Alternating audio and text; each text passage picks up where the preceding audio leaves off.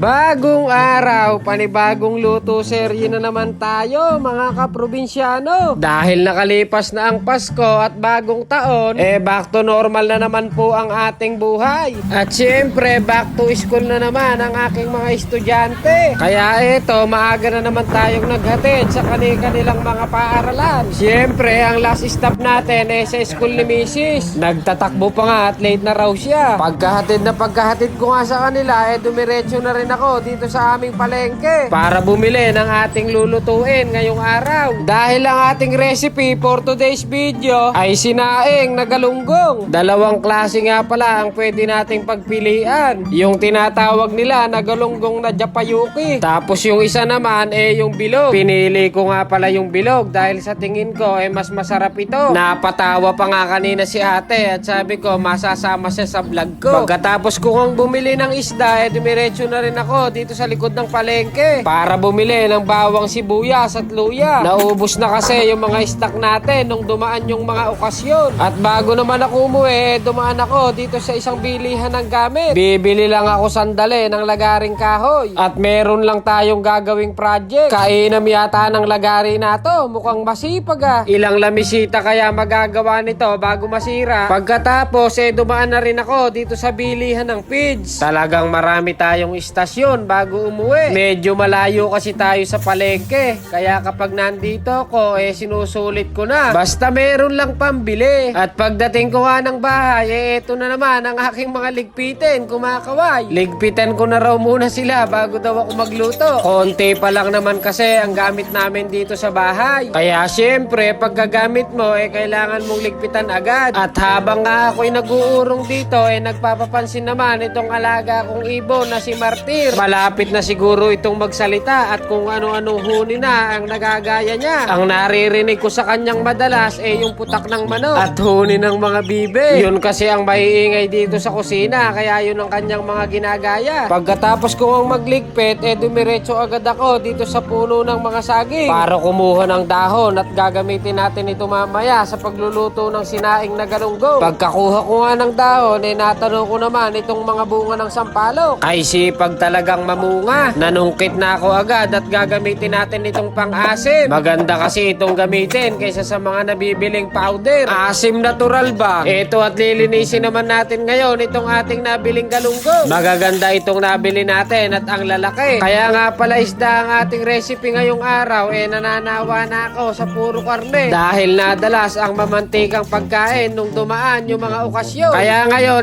pagluluto ko lang kayo ng napakasimpleng ulam. At napakasimple lang din naman ang ating mga sangkap. Sa luya at sibuyas lang mapapasarap na natin ang ating lulutuin. Kaya habang naggagayak ako magsha-shoutout muna tayo ng ating mga solid na supporters. At marami-rami na naman ang ating mga naka-line up. Unang-una na nga pala dyan ang ating napakabait na star sender na si Sir Raymond Crispino. Maraming salamat po. Ang sumunod si Sir Ronald Santos ng Malaysia. Boss Adam Asentista mula sa Valdez Matanda. At si Sir John Legaspi mula sa Gapan. Hindi ko rin makakalimutan si Sir Edward Manzano mula sa Tarlac. Sir Marvin Pangilinan mula sa Jeddah. At ang madalas mag-comment sa ating mga video, Sir Fernando Benet Watchin mula sa Malolos, Bulacan. Ihabol pa natin si Ma'am Ablin Cherryborn na madalas ding nakakomment sa ating mga video, Sir Amang Carlos at Ma'am Catherine Mateo Lorente mula sa Aklan. At bilang panghuli po muna sa araw na ito, shoutout po sa inyo Sir Jomar Matias, Sir Marlon Pimentel at si Sir Alejandro Bondok ng Porac, Pampanga. Maraming salamat po sa inyong solid na suporta. Sa susunod na video naman po yung iba. At baka maluto na po itong ating ulam hindi pa tayo tapos mag-shoutout. Time check muna tayo, 11:07. Oras na para sumundo ako sa aking munting prinsesa. Pagdating ko nga ng bahay, sinilip ko agad itong ating niluluto. Eto at malapit ng mainin itong ating sinasaing. Wala na nga po palang ibang kasama yan. Purong galunggong lang po yan at binalutan ko ng dahon ng saging. Dati kasi nung nagluto ako ng sinaing na tulingan, hinaluan ko ng karne ng baboy. Pero dahil naglalaylo tayo ngayon sa mamantikang pagkain, hindi ko na muna hinaluan ng mga taba-taba. Kaya tara po, tikman na po natin.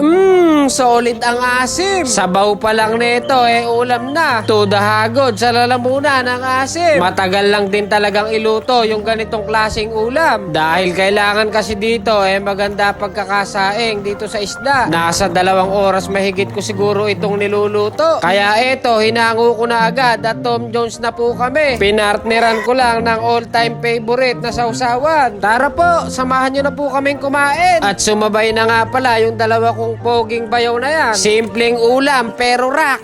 Bye!